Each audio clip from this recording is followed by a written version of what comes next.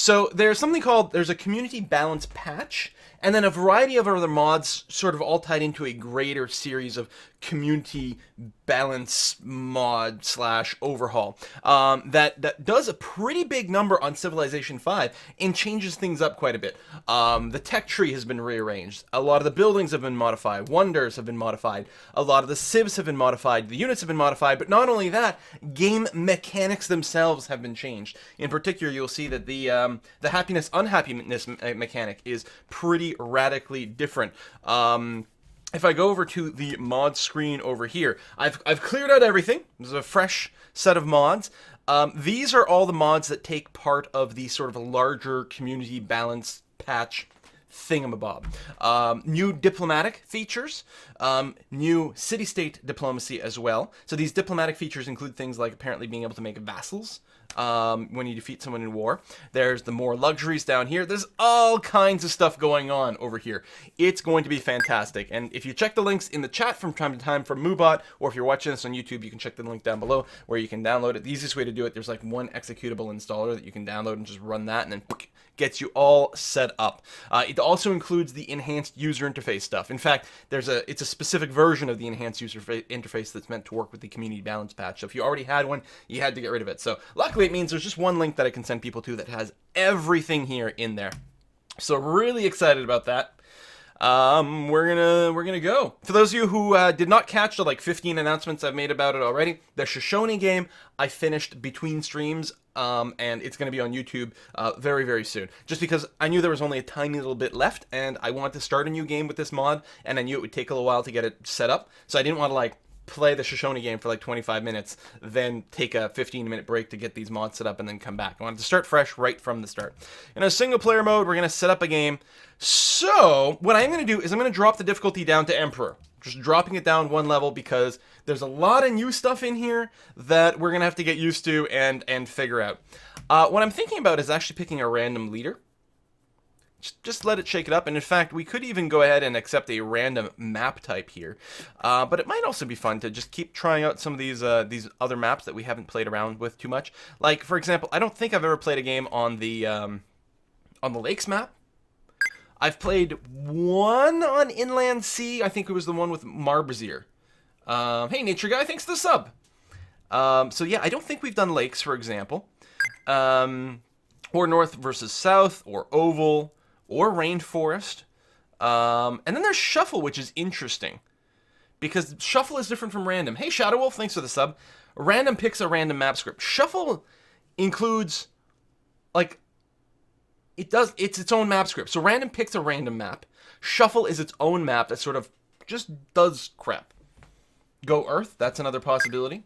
Tell you what, let's go ahead and I'm going to leave it on random for the leader, but I'm going to set up a straw poll for the map. So, which map? Shuffle generates something unpredictable. Earth-like, lake, inner sea, even something like ring would be interesting. There's Terra. I guess, well, there's Earth and then there's Terra. There's different things, right? Earth would be, it's under one of the other categories. Is it under Explorers? Because there's some more stuff there. There's Sandstorm. Sandstorm, not Darude. I guess I can go to Advanced Setup, actually, and we can see more lists of maps in here. So there's 2 Earths. I think I'd probably end up doing Terra first, like so. Because it's Earth-like, but not actually Earth. And then good old Pangea should be in there too. And continents and large islands. Okay, I think that's going to be a good number of options in there. So we'll go ahead. I'm going to allow multiple voting choices. You can click more than one. If you like more than one, you can click more than one. And slow mode. Boop. Just got to slow that down. A scooch. Poll link. Don't spam the chat. Just click the link and then vote there. And we'll see how it goes. And I believe that was a donation that came in. Go Rash! Thank you very much. It says, here's to a great new game. Hopefully it works out. Ooh, shuffle out to a very early, very significant lead. I like it. Random civilization on the shuffle map is what we're going to do. Sounds great to me. So I'm on random. We are on Emperor difficulty, so we've taken it down one notch. Epic speed. Otherwise, everything is going to be normal. Standard size, standard number of civs. I like it. So shuffle with a random civilization. I will say this. If we end up with like an aquatic civilization, not on the coast or something, then we might reroll. No tech brokering. Not sell technologies, which is the default thing. We could turn that off. That's one of the things that I guess got re-added to the mod, which is interesting to consider. Oh no, tech brokering is different. So we can still sell text because it's not disabled completely, but you can't keep shifting them around. Okay, I like this. Yeah, it's good. I like it. Start the game. Also, if we get Shoshone, because we've just played them, we'll reroll. Whoa, Siam! I don't think I've played Siam. And of course, the other thing to remember is some of these traits might be different from the base game. So we're going to have to read them very carefully when we get back in there. Nebula Thrash, thank you very much for the sub. Sir Linder, thank you very much for the resub. 20 months in a row from Sir Linder. Truly a sir. Volume is on. Yep. All right. So, father governs children. Food, culture, and faith from friendly city-states is increased by 75%. Suck up the city-states. The combat strength of allied city-states, capital, is increased by 25%. Allied city-states are stronger. That's good. We've got our Narasuan? Suan? I don't know. We've got our elephants. Mounted units, they replace the knight, the Knigat. And it has higher combat strength than the knight. And it's got a bonus against mounted unit and gets the feared elephant promotion for free, which is actually typoed. We'll see what that does exactly for us. We can go back in there. So that's not going to be for a bit, because that comes at what? Chivalry, right? Chivalry. So that's a fair bit down the line. And then we've got a what? And the what gives us 2 science, 1 culture, 1 faith. Costs us 3 maintenance. But here's... Okay. It also does a defense need modifier 30% less. That's part of the new happiness unhappiness mechanic, so we're going to go ahead and take a look at that very soon. And it slows down enemy spies and gives us culture from jungle and forest tiles worked by the city and reduces crime. Well, it reduces crime because of the 30% need reduction. So it does a lot of stuff. So we're going to be playing Ramkang Huang over here of the Siamese Empire. Double salt, triple wheat, and a marble. Now, we don't have any grasslands, so if it weren't for the wheat, our food production would suck. Also, like, we were going to farm this wheat, which is great, but it's not actually going to have access to fresh water, which means they're not going to be stupendous farm spots. Huh. Interesting. Well, I see no reason not to settle in place, so we're going to do that. Let me move myself out of the mini-map. Every game I play, I got to move the screen a little bit. Let's do just a quick save, just in case something weird happens over there. And let's go ahead and plop down the city where it is. And we will rename this city right away. I'm going to grab from my random subscriber list, and we will name the city after a subscriber. How about that?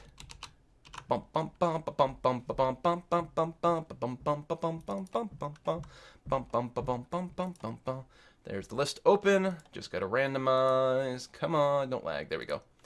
Boom! This city is going to be... more or less unpronounceable to me. Goitzep? Something? Looks kind of Germanish to me. I don't know. Everything looks German to me. So who can tell? Why not Brussels? Maybe, but no. We'll go. We might do some Brussels jokes. Maybe we'll run into Brussels city-state, which would be quite good actually, given the fact that we are playing a city-state friendly civilization here. So here's our situation. Right now, we're going to go ahead and work on the wheat, which is fine. I'm quite happy working a 3-value tile right from the start. And for that sort of thing, I don't include gold. Certainly, food-centric, which is good here. I like that quite a bit. So, one of the big changes in this game is the happiness-unhappiness thing, as I said. Very, very few buildings actually contribute to happiness directly anymore. That's been changed pretty dramatically. Instead, there's a lot of things that contribute local unhappiness, which is... if your city isn't making enough money, so each city has a certain amount of gold production per citizen that it wants. If your gold production per citizen is lower than the target number, then you will develop unhappiness due to poverty. Then it also wants the same thing for the protection per citizen, and the science per citizen, and the culture per citizen. Right now we only have one person, so we're crushing that, we're fine. But as our city grows, unless we grow those numbers, our people will develop certain unhappiness from different modifiers. So we got to keep an eye up on that, which is pretty cool. I would normally be starting with a scout, so we can scoot the boot.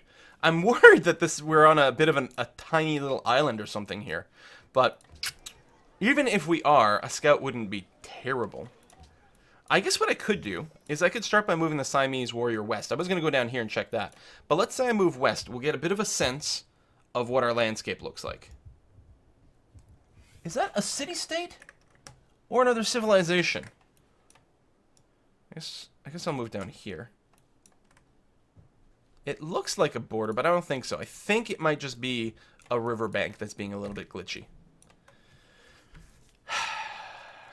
Well, I'm going to assume that we're not alone, in which case we will want the scout. The scout mechanics are new in this mod pack, so it's going to be quite interesting to take a look at that. So we'll build the scout, then consider starting with the monument and shrine. Notice we do start with the monument and shrine both, which is really interesting.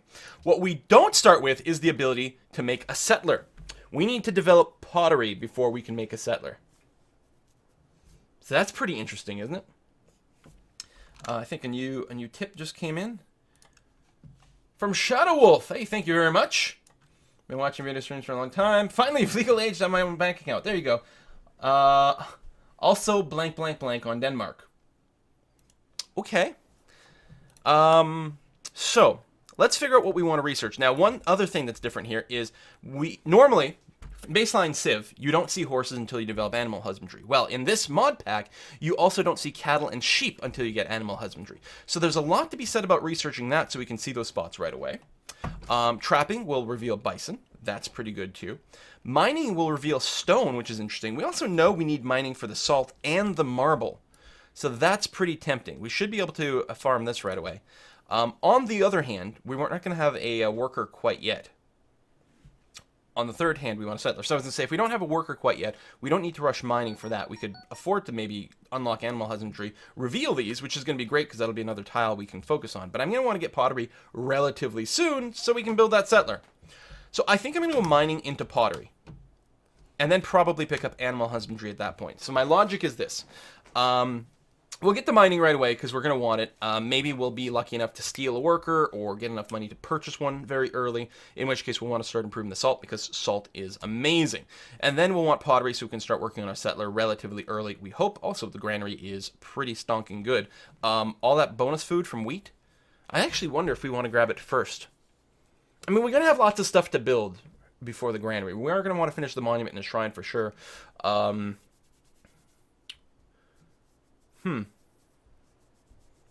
I'm really considering not building the scout first because of the way our start is. Anyway, and then going animal husbandry. The only problem with this is hopefully we finish animal husbandry right around the same time we finish the settler so that we'll know where to put it. Tell you what, maybe, you know what, we'll ignore mining for a bit. Yeah, there's all that salt to improve, which is a great tile, but if we do get an early worker, he can be busy working on the wheat anyway. And this way, we'll go ahead and we'll get an early granary, which actually would be stupendous, because it's +3 food by itself, and then bonus food for every one of these tiles. So, slight tweak to the baseline. And no scout? Yeah, maybe.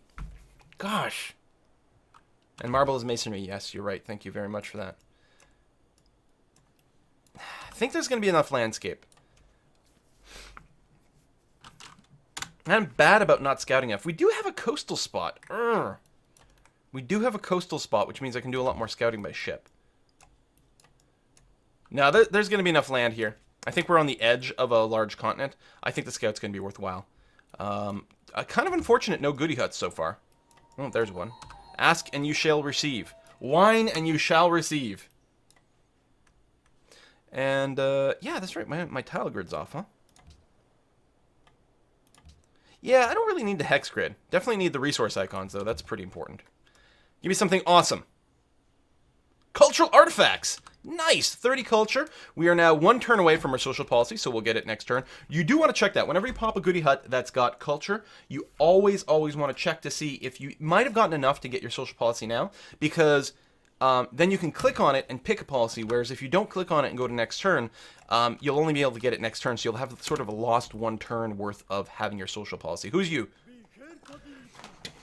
Why can't I play a game without having the Mongols right next door to me? God damn it.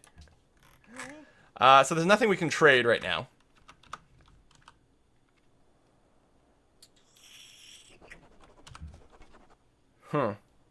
All right, policy. Now this is going to be pretty tough to decide. The policies have changed dramatically.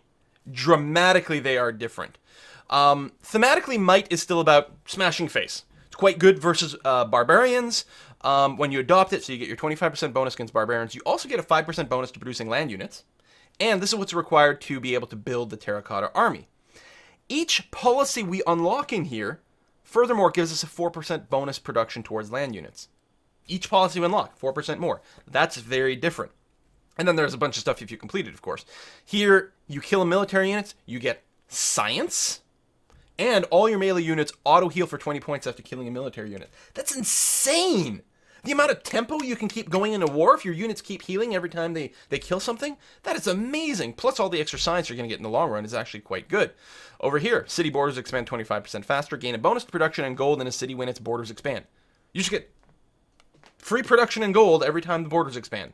And they expand faster. And, you know, but units automatically get 10% more strength. What? And when a city hits a multiple of 6 citizens, you get a free unit. So when you hit 6, 12, 18, you just get a free unit. Let's compare tradition. Right away, adopt tradition. You get 2% culture in your capital, 5% growth in all cities. And then everything you unlock in here gives you an extra 3% growth in all cities. And then plus 1 gold in every city. Royal Guardhouse gets constructed in the capital. So your capital gets a free building that's got a engineer specialist slot and gives you more city defense and a production boost. Over here, we get bonus culture in every city. A state treasury is constructed in the capital, giving you a merchant specialist slot, gold, and a boost to border growth in all cities. Like, this is starting to get pretty sick. Majesty, 20% longer golden ages. You get a throne room in your capital, which gives you a writer specialist slot, a great work of writing slot, and a boost to culture. This is what happens. Tradition keeps giving you these free buildings in your capital to make them beefier. Then you've got liberty. Adopt it. Gain 10 culture every time you research a technology or build a building. 10 culture every time you build a building. And it scales with eras, so it'll scale up. Plus we get 5% production boost towards buildings. And more production boosts as we unlock more tiles. This gives us plus 2 production in all cities, and tile improvements go faster. Here we get a free worker, and all civilian units move faster, which is a pretty huge boon. There's no longer a thing that gives you a free settler, though. It's worth noting that. But city planning gives us science every time a citizen is born in our capital, which honestly, if we get it really, really, really early, it's going to be nice. But your capital is going to slow down quite a bit later on, although it does scale with heirs, so that might be good. Bonus happiness for more citizens, so having a bigger empire, and meritocracy. Whenever you expand a great person, you get progress towards a golden age, and culture, which scales with eras. What are we gonna do? I haven't been Bamboy asks, has Quill ever won a game by being a warmonger throughout the majority of the game?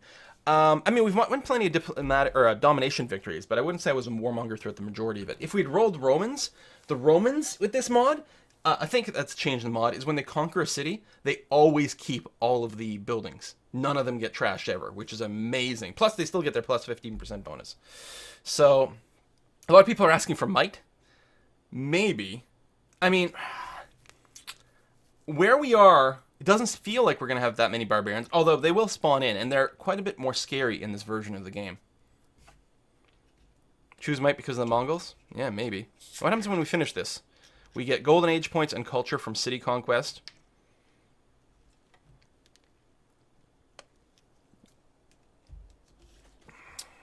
Can purchase great generals.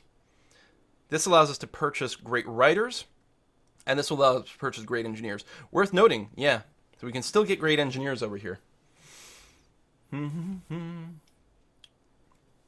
Tradition for the food bonus. And the growth bonus overall is going to be stupendously good. I kind of like the idea of going Liberty. Liberty never gets any love these days anymore from me, and I quite like this. I'm not going to go Tradition. Might. There's something to be said about Might.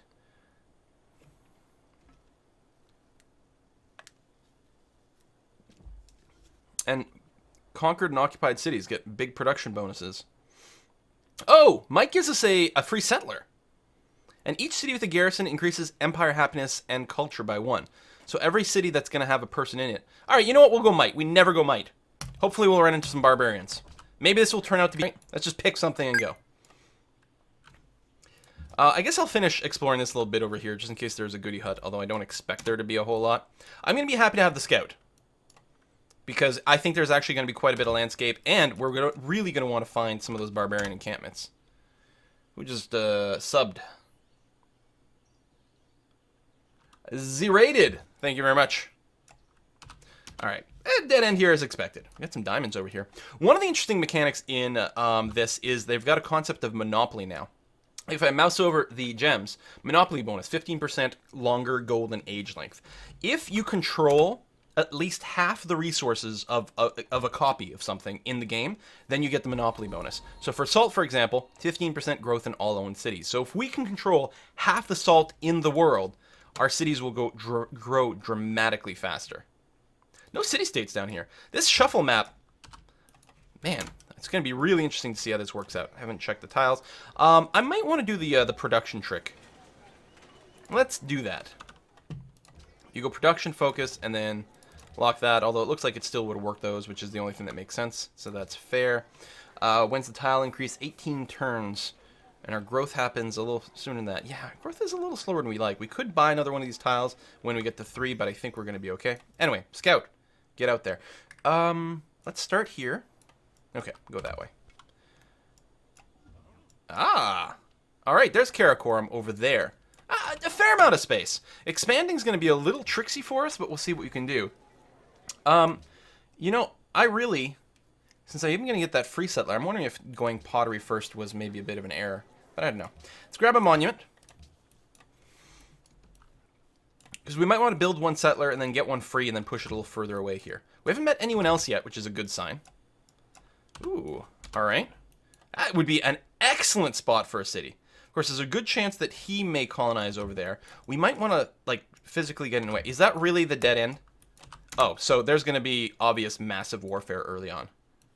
Maybe I shouldn't have built the scout, but it was starting to look like we had a huge continent going on. Well, we are going to get those ruins.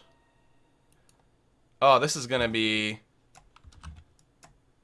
interesting. Ancient scriptures provide your unit new combat training. Did it just give us a bunch of experience points? Yes, it did. Well. I'm going to move the warrior to here and just guard against their expansion. And I'm going to give the scout +1 vision range. And get down here. And obviously we're going to need some seafaring stuff. Oh, there's no ocean dividing here. That's a city-state. We won't be able to expand over there, but over here. So there's actually looks like there's going to be a lot of shallow ocean. Our ships should be able to do pretty well for themselves. Pottery, done.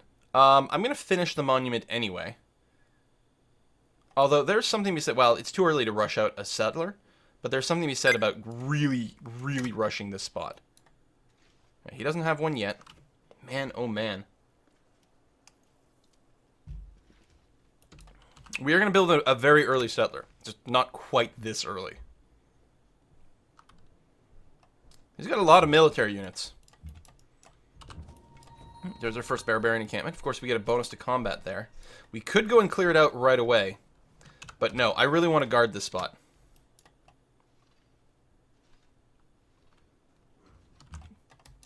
He might not even bother settling. Honestly, he might just come for me right for the start. Yeah, we are alone on this large island. So obviously, I have to wipe out the Mongols. Because A, they have no other target, so they're going to be coming for me. And I need the space. It's going to be one or the other. This island ain't big enough for the both of us. Alright, I'll go on ahead and explore a bit. You'll notice my explorer is getting experience points every turn as he reveals tiles. Reveal tile, get experience points with the explorer. What a great mechanic! I love it! Pantheon founded. Unknown civilization. All right, so it's not our neighbor. Which one did they take? Dance of the Aurora. They get faith, production, and culture from tundra tiles with improved resources. Which sounds pretty good, actually. There's no water resources anywhere. Oh, that's not true. What do we have here? Coral. Okay. Coral over here. That is a new luxury resource. Actually kind of sucks we didn't pop near any of the new ones other than the coral. I should be able to get around here without getting smashed, because they shouldn't attack me unless another one spawns. So I'm just going to go and stand 2 guys over here and be ready. I could attack Karakoram with end ship, right? But, of course, it's until sailing I would need to get some actual combat ships, so we don't want that. Borders grew. Good.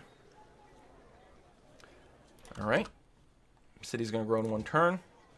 Production. I think the thing to do will be to pop out a granary, then a settler, then build military units. The granary is just going to be too good for us here. How much money do I have? Not enough to buy a worker. Here, you stand here so we can keep an eye on things. Oh, they do have something. Oh, that might just be their worker in there. They're just spamming out nonstop warriors. Now, they're not going to attack me right away. They're not going to declare war on me here. What they're going to do is they're going to wait until they're at the border and do that. But once I start to see a big movement, then we know it's coming.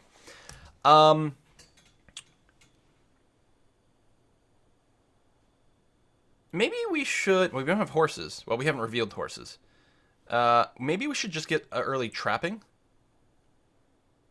Finish the animal husbandry, but then go to trapping, because we need the archers up and running. This game, you guys! Wow. One thing that's different is the cities start off with a combat range of 1. That's pretty significantly different. Gamergazen, thank you very much. Nice catch in the middle of the week. Down with the Mongols. Yeah. Hopefully. They're just all fortified there. They have so many units. I mean, if they did build a settler, I might actually not be able to stop them.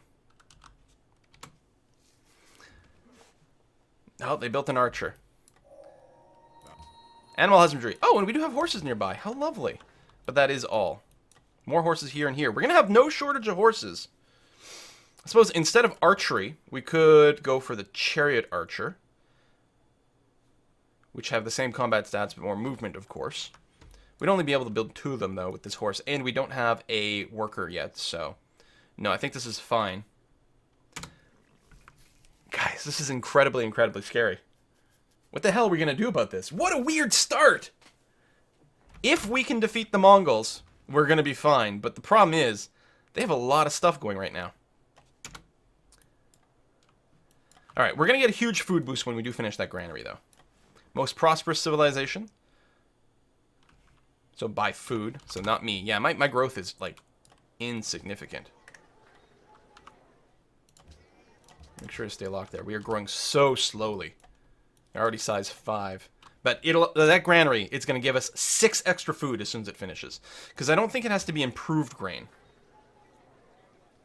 Yeah, no, just wheat just gives you +1 food right away. And the whole granary itself gives you 3 food. So our city, so it's going to be 16 turns right now for growth. It should drop down hugely. Oh, well, we just got the settler queued up, which we don't want quite yet. Let me squeeze in their warrior for the front line. We're not going to get a shrine in there. There, growth in size 4. I'm going to get to size 4 and then work, I think, still on the settler. And we are going to have to put the city coastal. So I think we'll actually put the city right there.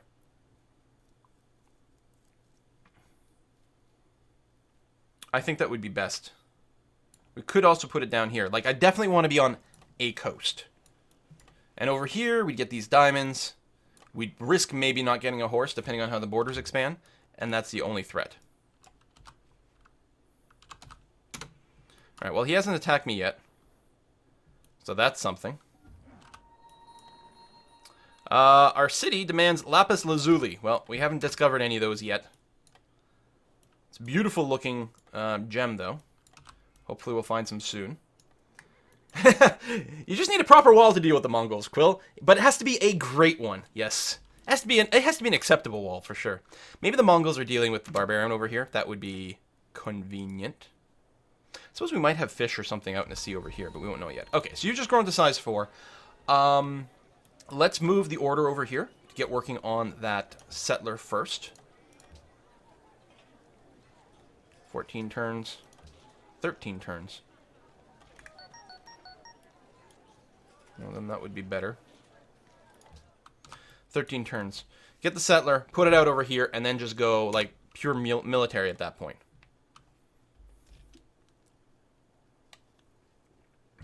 Korag, thank you very much for the donation. 3 years ago, I broke my hip. Whoa, that's brutal. And your videos kept me from going crazy in hospitals. Thanks, Quill. Peace and love. Oh, thank you very much, Korag. And wow, broken hip. That is really rough. Okay, they're moving out a little bit. They took a little bit of damage, so the barbarians must be buzzing about. Finish trapping, policy. So I'm very happy we're going might.